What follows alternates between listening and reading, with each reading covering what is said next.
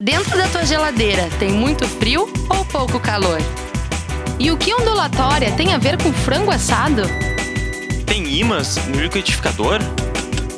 Por que deslizar no gelo é mais fácil que rolar no asfalto?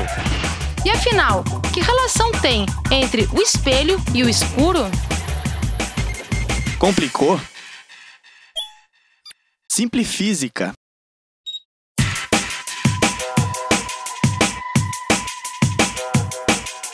Em 1905, Albert Einstein formulou uma teoria chamada relatividade restrita, e um dos parâmetros que ficou definido nessa teoria é que a velocidade da luz no vácuo é absoluta.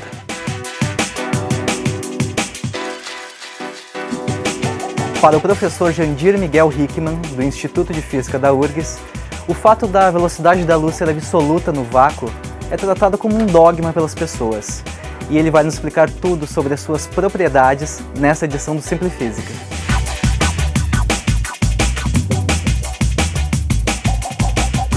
Fique agora com Simplifísica, propriedades simples, mas não óbvias, da luz. A minha ideia é introduzir para vocês um assunto que é muito simples, a meu ver, mas ele como que quebra algo que muitas pessoas pensam que é um dogma, certo? Um dogma que teria sido estabelecido por alguém que odiava dogmas, pelo Albert Einstein, certo? Então Einstein, em 1905, ele formulou uma teoria chamada relatividade restrita, e nessa teoria um dos parâmetros, que eu sempre digo, ela era relatividade, mas a teoria dizia que algo era absoluto. O que era absoluto era a velocidade da luz. No vácuo, ou em qualquer sistema, você sempre mediria C, certo? C, velocidade da luz, 3 vezes 10 na 8 metros por segundo. Muito rápido, mas finito, certo? E é estranho, né? Eu acho que nós, como seres humanos, a gente gosta de dogmas, né? Acho que a religião é um exemplo histórico, né? A gente gosta de transformar mesmo coisas que não são ditas por um Deus, né? O Albert Einstein era um ser humano como todos nós. Mas a gente gosta, é algo do nosso cérebro talvez, esse gosto, né? Pelo verdades absolutas, certo? E, de certa forma, essa verdade do limite da velocidade da luz foi passando por gerações, né? E essa é uma história muito bonita. A ciência, né? Ela evolui quando a gente contradiz as coisas, certo? Aliás, essa eu acho que é a melhor definição de ciência. Ciência é aquilo que eu posso negar. Existe todo um outro universo de coisas que eu não posso negar. Eu não estou dizendo que são erradas, mas não são ciência, certo? Ciência é um negócio muito simples. Se eu posso testar e negar, é ciência. Se eu não posso, é outra coisa, certo? Né? Então, não preciso me preocupar se eu quero fazer ciência com coisas que eu não posso testar. E nessa história da evolução dessas ideias de velocidade da luz, velocidades que possam ser maiores que a velocidade da luz, existe o efeito das duas grandes guerras, né? Um efeito foi, de certa forma, ruim na Primeira Guerra, e na Segunda Guerra teve um efeito bom, né? É interessante. Mesmo coisas muito trágicas podem, às vezes, auxiliar a ciência. Então, esse primeiro efeito, na Primeira Guerra, causou um efeito ruim, porque existia um cientista chamado Sommerfeld, que começou a orientar um aluno chamado Louis Brillouin, certo? Na Alemanha, lá por 1912, 13. E eles começaram a se preocupar com esse problema. O que realmente era aquela velocidade que o Einstein tinha falado? Einstein é um cara muito esperto, ele nunca disse o que era a velocidade que ele estava falando, afinal, a gente vai ver que luz possui diferentes velocidades. Qual velocidade que ele se referiu na relatividade restrita? Ele nunca disse. Então, no trabalho que provavelmente seria o doutorado do Brillouin, que ele não era doutor ainda, eles começaram a estudar, tentar descobrir o que era essa velocidade, qual era o limite dessa velocidade que ele estava falando, certo? No entanto, veio a Primeira Guerra e um lutou pelo lado dos alemães e outro pelo lado dos franceses. E esse doutorado nunca terminou. O Louis Brillouin não voltou para a Alemanha. Ele fez doutorado na França, em outro assunto, certo? Então, uma coisa, é um problema antigo.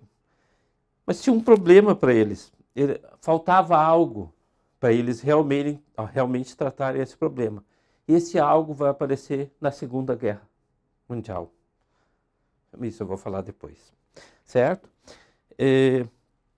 A minha experiência, quando eu apresentei seminários assim, mesmo em congresso científico, algumas pessoas riram, assim, alguns que se retiraram, porque pensaram que eu estava falando em algo assim, que eu era um louco, né?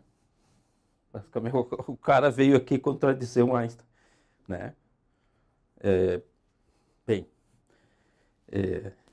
Inclusive, eu vou começar o meu seminário demonstrando que várias pessoas pensam que eu estou falando loucura, certo?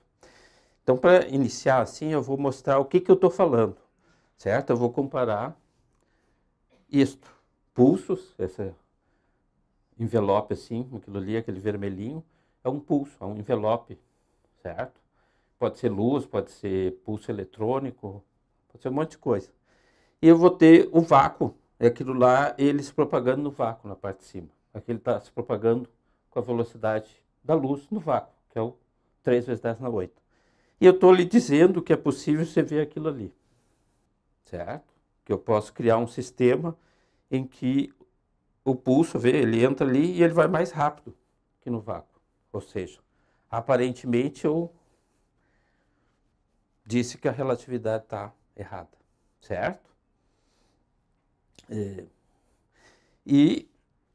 Né, várias pessoas não só disseram isso, eles escreveram, certo? Então, por exemplo, o Max Born e Emil Wolf, o Max Born foi um dos caras que desenvolveu a mecânica quântica. O Emil Wolf é um dos maiores autoridades em coerência da luz, ainda está vivo, acho que com 98 anos, algo assim. E eles têm um livro, certo? Que é a Bíblia da ótica, vamos dizer assim, um livro mais fundamental, mais completo, né? E nesse livro diz o seguinte, que quando você pensa em velocidade de grupo, que é aquela velocidade que aquele pulso está se movendo, excedendo a velocidade da luz, ou se tornando negativa, daqui a pouco eu vou explicar o que é uma velocidade negativa, simplesmente isso não tem significado físico, a gente deve ignorar, certo? Simples, ignoremos, isso não existe, isso não tem significado, certo? Este cara aqui é o Jackson, acho que morreu ano passado, tem um livro que é o livro que a gente ensina aqui no nosso curso de pós-graduação, acho até hoje, em que ele diz a mesma coisa. Quando a velocidade de grupo é maior do que a velocidade da luz, isso não é um conceito útil, né? Isso não significa nada, não é válido, certo? E sem querer debochar muito dos engenheiros, mas o do engenheiro é pior, certo? Então, o engenheiro diz o seguinte, que quando a luz viaja no meio, a velocidade da energia é menor que c, errado. E é dada pela velocidade de grupo, também errado, está completamente errado, certo? Mas, então, é uma coisa assim muito comum, porque, como se diz, virou um dogma. Velocidade da luz é c, não pode ser maior que c. Mas que velocidade da luz é esta? Então, como nós vamos fazer aqui? Nós vamos primeiro tentar entender o que é uma velocidade da luz negativa, maior do que c, o que significa isso, certo?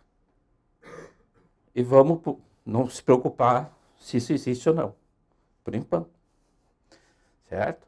Então, esse é mais ou menos um roteiro do que eu vou seguir.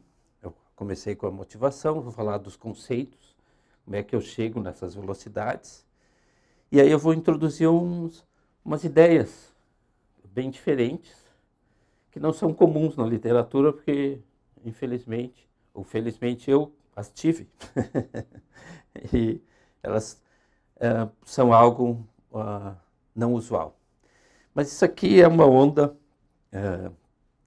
mais simples que eu posso pensar. É algo que oscila, né, com o tempo e com a distância, certo? Isso é uma onda plana monocromática, que a gente chama. Ela só tem uma frequência, ou seja, ela só tem uma cor, e ela só tem uma direção bem estabelecida, ele só tem um K. Então, essa é a onda mais simples que eu posso ter, certo? E desta onda aqui, eu tiro que ela tem uma velocidade de fase, certo? Velocidade com que anda esses... Vê que ela é sempre igual, né? Então, a velocidade que andam, qualquer ponto aqui, todos esses pontos andam a mesma velocidade. Isso se chama velocidade de fase. Então, essa velocidade é dada assim. Tem o ômega, a frequência, dividido por K, que é o inverso do comprimento de onda. Então, isso é dado por C dividido por N. N é o índice de refração.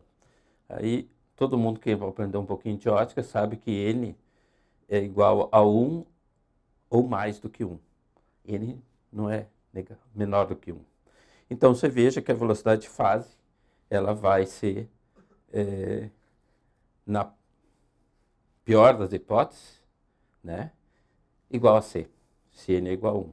Quando N aumenta, essa velocidade de fase vai diminuir, certo? Então, até aqui eu estou feliz, né? Einstein está feliz, todos felizes.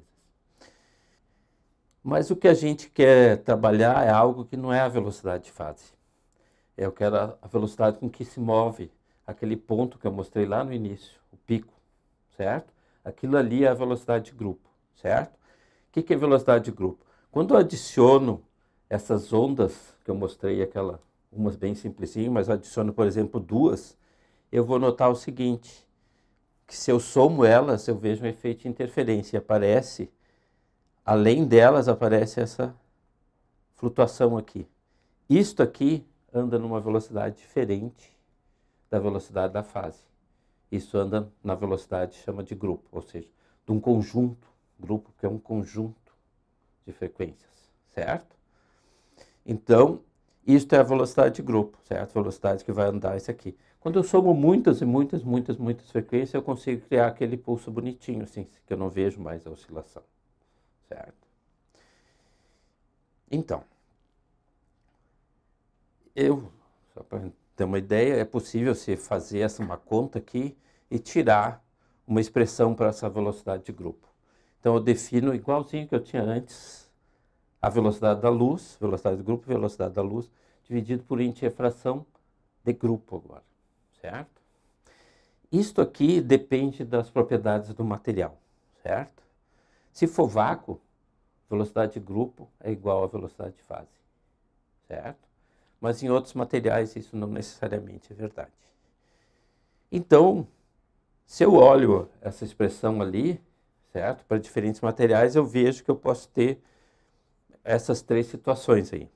O que normalmente as pessoas acreditam que existe essas não acreditam, porque a velocidade da luz num meio não deveria, né?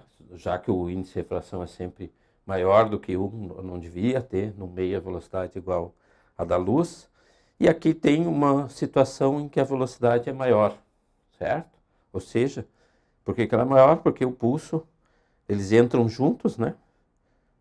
Eles estão entrando juntos, mas ele vai sair antes do que os outros, certo? Então a velocidade é maior. Bem, então se eu olho isso aqui e faço um gráfico da velocidade de grupo dividido por C em função dessa quantidade aqui, eu vejo que eu tenho o que eu esperaria, né? Pelo princípio de que o Einstein estava falando dessa velocidade, eu teria só essa região permitida, certo? É o que aqueles três caras disseram. Só existe isso, certo? Mas eu vou aqui supor que existe essa outra região aqui, em que eu noto que a velocidade, então aqui é o limite da velocidade igual à velocidade da luz. A partir desse ponto, ela vai ficando maior. E o que é engraçado é que, eventualmente, ela vira negativa. Se eu vou variando essa quantidade. Ela fica... Primeiro ela vai para infinito e ela volta de menos infinito. Então eu tenho uma velocidade que é infinito, uma velocidade que é menos infinito, e a partir de um ponto eu começo a ter velocidades, então, que são negativas. Está ficando pior do que nunca, né? Eu estava falando que a velocidade podia ser maior. Agora eu já estou olhando, se eu olho a expressão, eu estou descobrindo que ela pode ser maior, ela pode ser negativa, ela pode ser infinita, né? E realmente os caras olharam isso e disseram, isso ó, não faz sentido, certo? Então, se eu olhar essa quantidade aqui, ela é muito louca, mas se eu olhasse essa definição aqui de tempo de grupo, certo? Quanto tempo leva para cruzar, isso aqui na verdade vira uma reta bonitinha. Mas faz uma grandeza melhor para se entender. Como eu estou invertendo isto, certo? Eventualmente isso vai a zero, quando vai a zero eu tenho o problema de ter os infinitos, certo? Bem, então, vamos olhar aqui o que é. Vou explicar agora. Estou supondo, aqui da minha cabeça eu vou tirar uma explicação daquilo lá que eu olhei aquela equação e vi o que era possível a equação produzir. Então, eu vou tentar explicar isso fisicamente, certo? Então, o primeiro caso é fácil, a velocidade de grupo é menor do que C, é o caso que todo mundo está feliz. Então, esse tempo de grupo, ele é maior do que L dividido por C. Então, a melhor hipótese era ir na velocidade de grupo igual a C. Esse caso, então, é maior, ou seja, a velocidade que eu estou viajando é menor que C. Tudo feliz, certo? Então, eu vejo isso. Uma coisa vai, o tempo está passando e o pulso está andando. Tá aí, tudo bem. O que é V igual a C, certo? Então, essa é a velocidade que, se eu comparasse isso com o vácuo, ia ser exatamente igual. Ou seja, se eu tivesse uma região de vácuo aqui e esse meio, os dois iam sair no mesmo instante, certo? Aqui, na verdade, o que está indo pelo vácuo já saiu, né? Então, agora eu olho este caso, maior que C. Então, quando é maior que C, ele sai antes do que sairia se fosse vácuo. Certo? Aí está tudo bem. Agora vamos olhar o seguinte. O que é velocidade infinita? Velocidade infinita é quando fez o quê? Viajou L em 0 segundos. Então a velocidade é infinita, certo? Eu tenho uma distância dividida por zero. Se é um zero um pouquinho, vai dar um infinito positivo. Se é zero menos zero um pouquinho, dá um infinito negativo. Então, o que quer dizer isso? Isso quer dizer o seguinte, no momento que o pico entrou aqui, ele já saiu. Certo? Esse cara agora endoidou de vez. Certo? Né? Mas essa é a explicação, entendeu? Eu tenho um sistema que o pulso nem acabou de entrar e ele já está saindo. Então, quanto tempo ele levou? Zero. Certo? E aqui a situação quando a velocidade de grupo é negativa. O pulso, o pico nem entrou e ele já saiu. Como é que eu vou medir o tempo? Eu vou ter que medir o tempo para trás. Quanto tempo ele levou? Menos 1 segundo. Certo? Quando eu divido um tempo L pelo um tempo negativo, dá uma velocidade de grupo negativa. Vê? Tudo tem explicação. Certo? E isso, todo mundo olhou isso, provavelmente eles olharam e disseram, só não faz o menor sentido, isso não é física. Certo? Porque todo mundo está pensando que essa velocidade de grupo é a velocidade que a relatividade diz que é limitada a C. Certo? Bem, então esse é o princípio, né? O Einstein proibiu essas coisas. Bem, por incrível que pareça, você na sua casa, se você tem um osciloscópio bem básico e sabe montar num protoboard um circuitinho com um amplificador operacional, você consegue gerar luz mais rápido que C. Você consegue criar pulsos que viajam com uma velocidade maior que C, certo? Basicamente, é uma analogia entre sistemas ópticos e circuitos eletrônicos. Eu vou passar isso aqui rápido, mas aqui está o resultado, certo? Isso é um resultado usando um circuito eletrônico montado num protoboard, em que eu ponho um pulso de entrada e eu vejo que o pulso sai antes, certo? Com eletrônico. Ou seja, eu consigo adiantar o pulso, certo? Aí é um problema agora. Porque, como eu disse, a física, se eu faço experimentos, eu posso negar as coisas. Agora, se o resultado dá algo inesperado, eu tenho que aceitar o resultado e tentar entender o que está acontecendo, certo? Então, nesse caso aí, a gente vê que é possível você obter um pulso antes do que você esperaria. Ele devia ter se atrasado, ele devia estar para o lado de cá, mas ele apareceu antes, certo? Então, agora nós temos uma situação. Eu pensei numa matemática, certo? Que a princípio não faria sentido porque contraria uma lei da física. Aí eu montei um experimento e eu mostrei que o resultado é possível. Aquilo que eu tinha elucubrado aqui, né, matematicamente, ele é possível. Então eu tenho que acertar essas duas coisas, certo? Eu não posso dizer, não, vou ignorar isso. Isso não faz sentido. Isso contraria a relatividade. Isso que eu estou vendo, eu não estou vendo. Agora eu me ralei, porque agora eu vi. Então eu tenho que repensar aquilo que está acontecendo, certo? Então, agora nós vamos passar para essa parte de tentar entender por que eu não contrariei nada, certo? Ou seja, eu vou tentar convencer vocês que isso não contraria a relatividade coisa nenhuma, certo? Relatividade não tem nada a ver com a velocidade de grupo, certo? Então, certo? Isso é o que nós estamos. Eu tenho que conciliar essa ideia de velocidade de grupo maior do que C com a relatividade, certo? Então, para isso, né, por que seria, por que eu não posso, voltando assim à relatividade, se eu tivesse a velocidade, uma certa velocidade a que o Einstein se referiu, maior do que C, certo? Eu poderia quebrar a causalidade. Causalidade é o princípio que diz, eu falo e o som sai depois. O som não sai antes do que eu falo. Existe uma causa e existe um efeito, certo? Então, se eu conseguisse fazer o som sair antes de eu falar, aí não pode. Aliás, eu nem consigo imaginar um mundo que não seja causal, ou seja, as coisas acontecem por algo. Elas não acontecem e depois aparece o efeito que levou elas a acontecer aquilo, certo?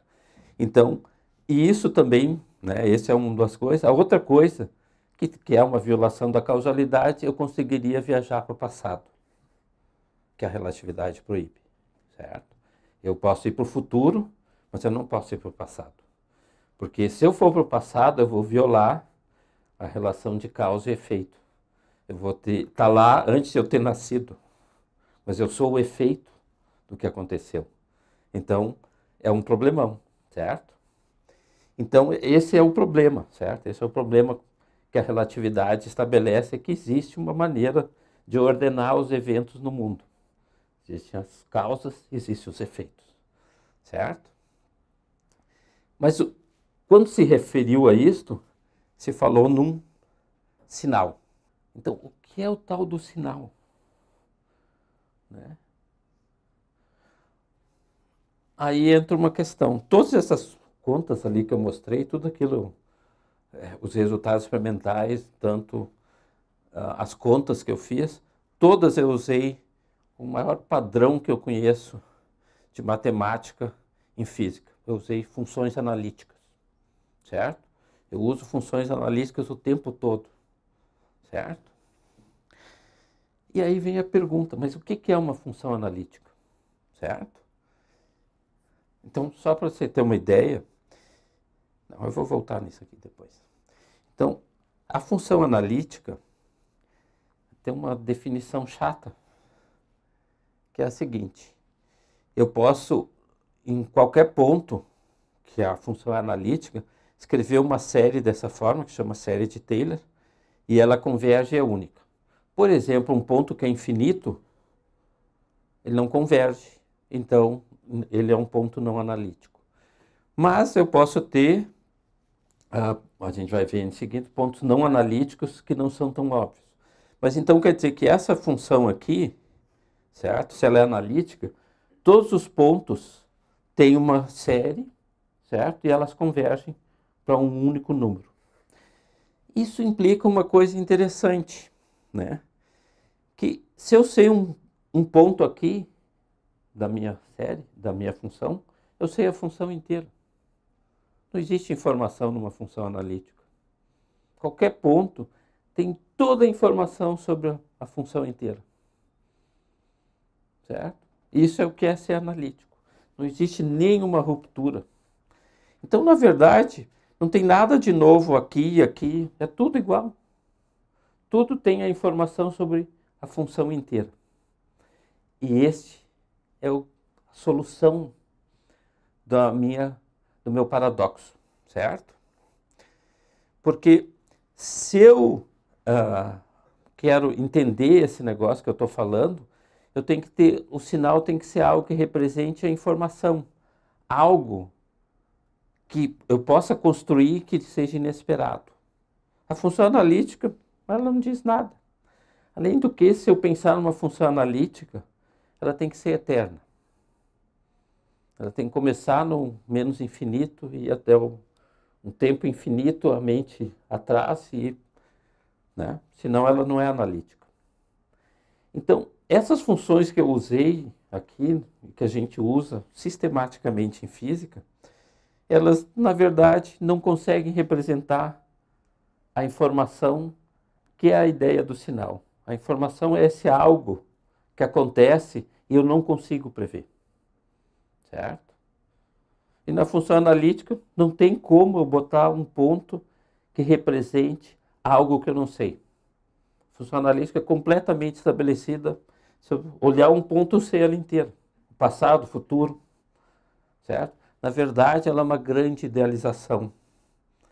Né? Como tudo em física, a gente usa modelos, né, que o nosso cérebro consegue estabelecer. Então, a função analítica a gente usa, mas na verdade, na natureza, quantas coisas será que são analíticas?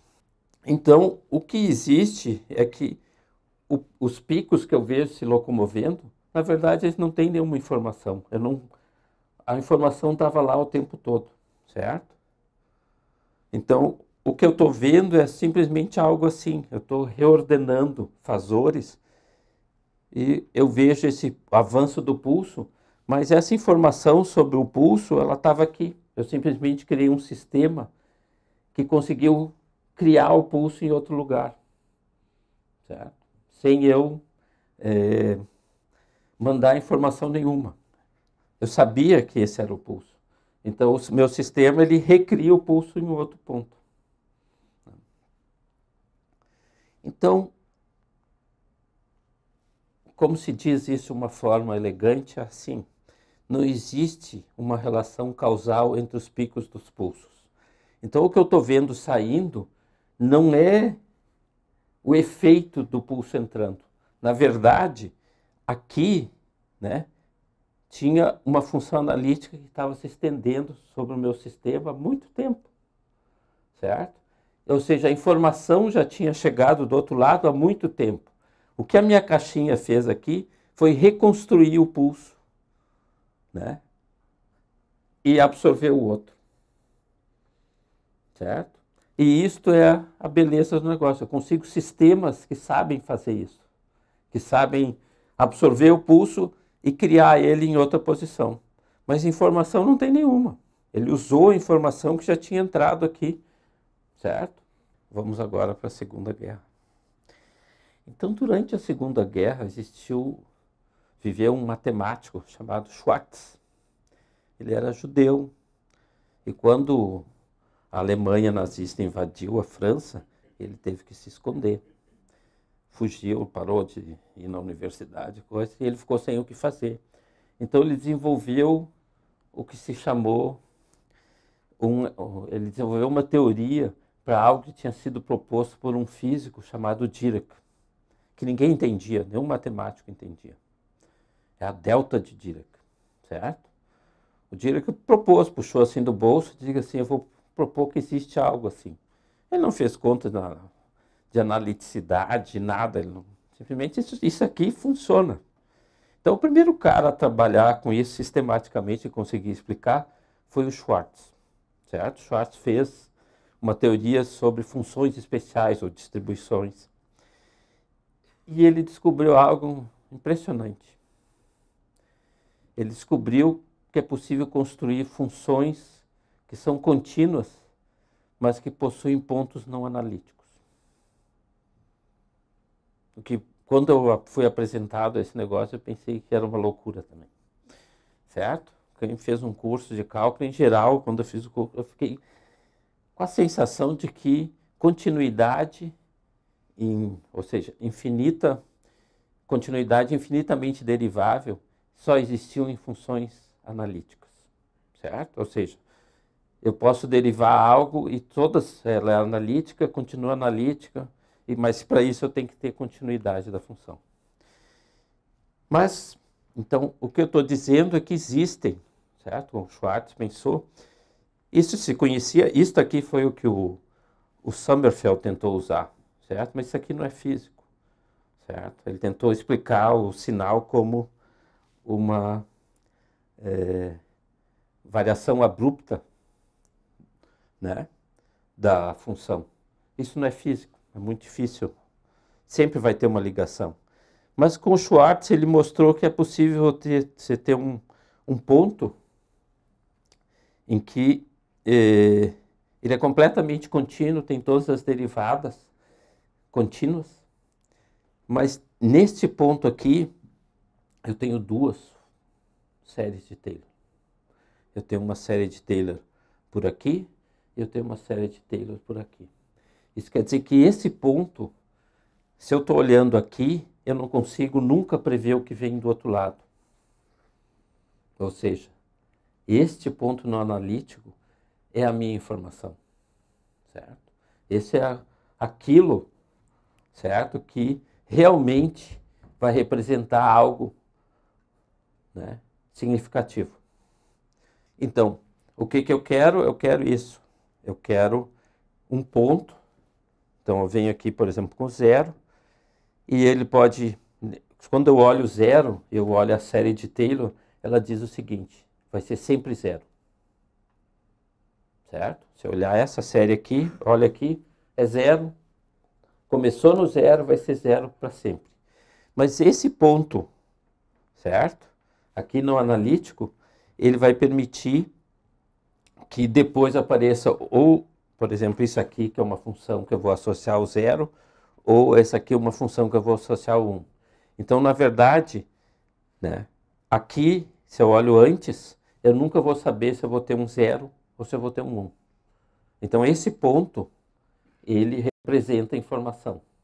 Então, este ponto, ele não pode viajar mais rápido que a luz. Certo? Porque esse é o ponto que realmente eu poderia mandar a informação, né, para o futuro, mais rápido. Certo? Então, esta função, eu vou usar um negócio que é um pulso, igual ao que eu estava usando antes, analítico, só que agora ele vai ter, assim, 2 pontos não analíticos. Certo? Eu vou botar aqui no 0, certo? E ele, né, para quem gosta de matemática, essa função é completamente derivável e contínua em todas as derivadas. E por incrível que pareça, o Schwartz mostrou que existia isso. Né? O Sommerfeld não conhecia, ele estava realmente limitado a uma situação muito precária. Mas no momento que que o Schwartz mostrou, quando ele estava estudando a delta de Dirac, ele mostrou que existiam funções macias de suporte compacto. O suporte compacto quer dizer que elas são definidas só numa região aqui, o resto é zero. E elas são macias porque elas são completamente contínuas e infinitamente deriváveis e contínuas as derivadas, certo? Então, na verdade, se eu olho essa função, eu não consigo, a princípio, notar a diferença dela para uma função analítica, certo? Mas ela é totalmente diferente. Eu vou mostrar um experimento, né? Então, se eu proponho coisas, eu tenho que demonstrar os resultados. Então, eu vou mostrar um resultado usando um circuito eletrônico, esse é um pouco mais sofisticado. E eu vou fazer isso, eu vou medir, né, quanto tempo leva para um pulso analítico e para pulsos não analíticos atravessarem isso, certo? Então, vamos revisar. Eu tenho uma velocidade que está lá na relatividade, que eu estou dizendo para você, isto é a velocidade sinal, é a velocidade da informação, e eu posso associar essa velocidade a um ponto não analítico, certo? Fora isso, eu tenho pulsos analíticos, e esses pulsos podem se propagar mais rápido que a velocidade da luz, sem violar nada, certo? E a velocidade de grupo é sempre a velocidade do pico, certo? Então, esse é o circuito, certo? Proposto por essa turma aqui, em 2002, 2003, certo? Então, isso é um circuito eletrônico montado num protoboard, certo? Isso é um amplificador operacional que eu comprei naquela loja americana Radio Shack, trouxe no bolso. E os tempos que eu estou usando aqui são ridículos. Eu vou usar pulsos de segundo, certo? Ou seja, não tem nada assim de coisas muito rápidas, muito exóticas, certo? Isso é só para quem gosta de conta. Eu tenho uma função de transferência que eu posso calcular usando lá o Bode. Então eu tenho um ganho e eu tenho uma fase, certo? Então esse é o circuito, eu consigo representar a função transferência dele dessa forma. Para que eu estou fazendo isso? Com isso eu posso comparar os meus resultados experimentais com a teoria, né? Como eu espero que esse circuito se comporte, certo? Então se eu ploto isso aqui, né, eu vejo que eu tenho um ganho que é negativo, menor no centro, e que vai aumentando, e eu tenho essa curva característica aqui, que quer dizer que eu tenho uma região de dispersão anômala, se chama. Isso quer dizer que não é o que normalmente se espera no material, mas que é uma região que também existe no material. É a região aquela que eu espero ter a velocidade negativa, a velocidade maior que c, lembra naquele gráfico? Então, essa é a região que eu posso ter isso. Normalmente, a curva seria assim, para a região que a gente espera C menor, a velocidade de grupo menor que C. Tem umas continhas aí, é só continha, e aqui está a maneira de fazer o experimento. Então, eu tenho um equipamento aqui muito sofisticado, custa umas dezenas de milhares de dólares, certo? Que é um gerador de funções digital que eu posso controlar muito precisamente os pulsos que eu vou gerar. Por que eu preciso isso? Porque eu quero gerar um pulso que não é o comum que eu gero. Eu quero gerar um pulso com os pontos não analíticos, certo? E para isso eu tenho que ter um equipamento relativamente sofisticado, certo? Então eu vou gerar esses pulsos, vou gerar primeiro pulsos analíticos e depois eu vou gerar os pulsos com os pontos não analíticos, certo? E aí, se eu quero medir, eu tenho que comparar com algo, né? Então, eu tenho aqui um circuito, certo? Que não faz nada. Basicamente, ele se comporta como a velocidade da luz, certo? O pulso vai entrar aqui, vai levar o tempo. Então, eu vou sempre comparar este pulso aqui com o pulso que eu passei no meu circuito, que é superluminal, certo? Então, se eu quero comparar tempos, eu tenho que ter um padrão de tempo. Esse cara aqui é o meu padrão de tempo. E aí eu tenho aqui um osciloscópio, esse é bem simplesinho, um osciloscópio digital, que na verdade eu olho no computador. Então, este é o meu pulso, certo? É um pulso simplérrimo, longo, certo? E eu vou pegar ele, certo? Esse é o pulso teórico, o pulso experimental, e eu vou passar naquele circuito. Esse é um pulso analítico, certo? E eu vou ver, certo, que eu tenho um tempo de grupo negativo, ele sai antes do que entra de todo, certo? Ou seja, isso é a situação que eu tenho uma velocidade de grupo maior que C. E nada acontece. Eu posso ir aumentando, certo? Tem um pouco de deformação, tem um pouco de ruído, mas basicamente eu estou vendo o pulso, né, bem adiantado. E agora eu vou olhar o meu pulso não analítico.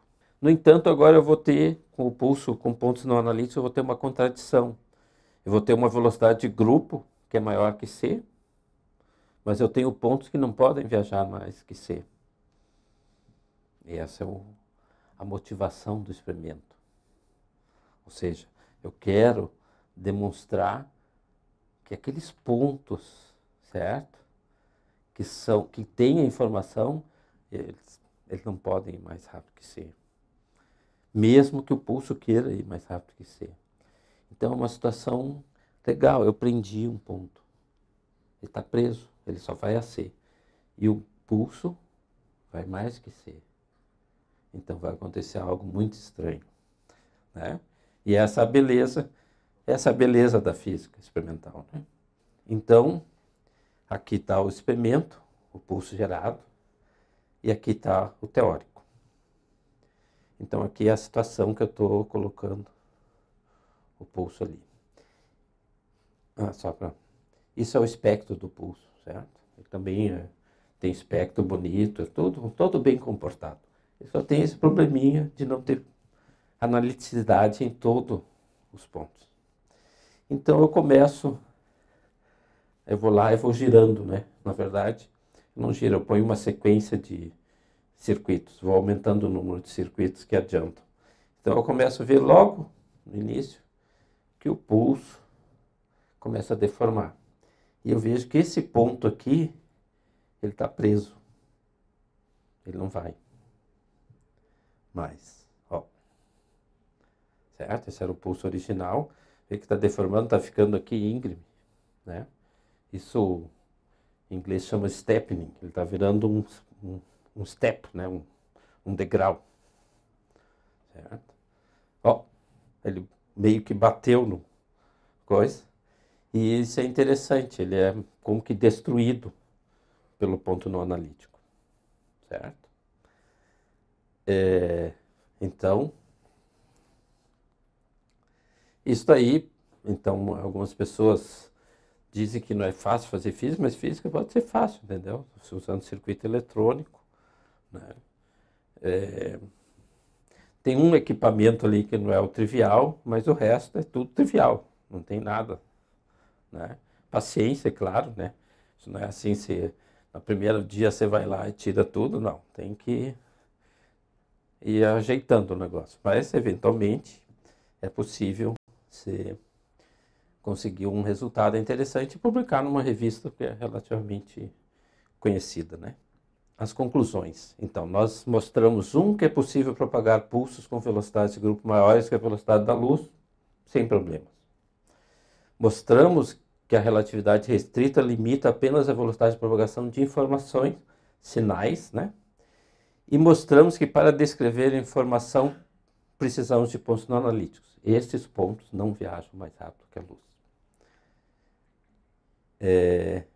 Existe uma pergunta que eu não sei responder, se o outro ponto ele sempre viaja à velocidade da luz ou ele pode viajar mais lento? Ponto de trás.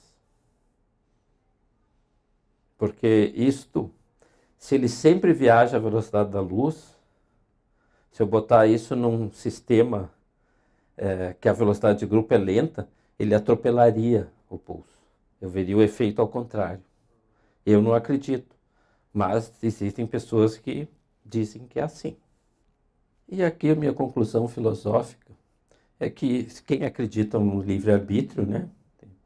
Tem gente que acredita que é tudo uma grande função de onda, está tudo determinado, né? Mas se você acredita no livre-arbítrio, o livre-arbítrio são pontos não analíticos, certo? Eu decidi desligar aqui o computador. Isso foi uma decisão.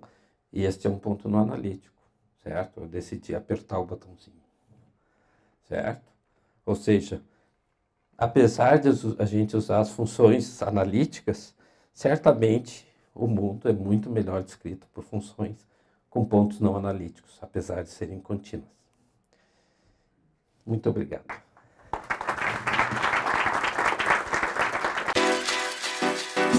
E aí, gostou do Simples Física? Você pode assistir mais no canal da URGS TV no YouTube. É só acessar youtube.com/URGS TV e escolher o programa que você quiser. Tchau!